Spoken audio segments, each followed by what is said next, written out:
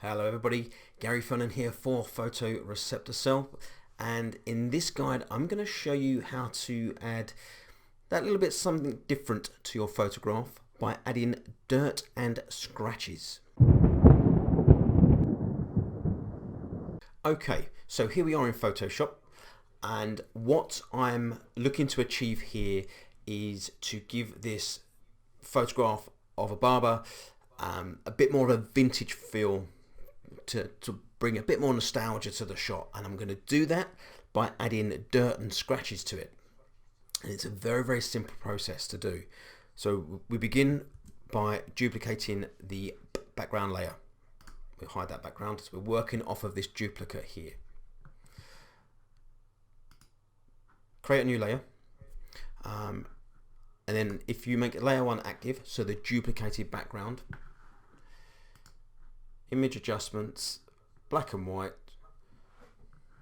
It's up to you. If you want to tinker with those levels, then go for it. Photography is subjective. It's all about personal preference. So now make layer 2, our new blank layer, active.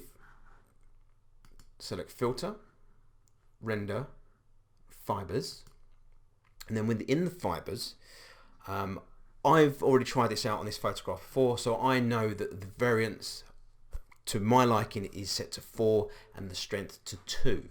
So I'm just going to go ahead and hit OK. And then once that's imported in, I'm going to change that blend mode to multiply, and that's just going to sit on top of my photo. Now it looks a little bit messy, so the one way I can get around that, Control or Command T to bring up my transform. And then I'm just going to make the layer slightly larger, hit a return, okay, just to spread out the dirt and scratches. And I'm quite content with that, so I would be happy with that.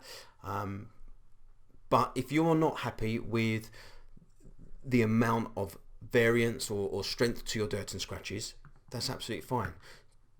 Make sure your dirt and scratches layer is active. Now I've just left it as layer 2, but you can always rename it if you wanted to. Come back into filter, render, and fibers. So you're just repeating that process, and it brings up the same settings or the last. Right, not sure what happened there. Computer decided to do something and decided not to want to play. So I'm back to where I was.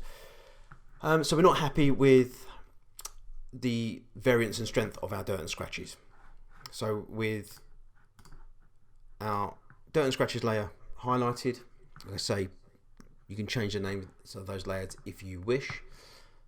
Filter, render, fibers, go through that process, and then you just adjust them. So obviously before the computer decided to quit on me, I'd already adjusted. I'd gone crazy, and I said, yeah, variance to 10, strength to 7.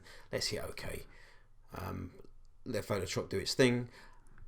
It changes the look of that layer. So you can go in and out via that process as many times as you like until you're happy with the look. So folks, I hope that you got something out of this guide. I try to keep them as brief as possible and to the point as possible, and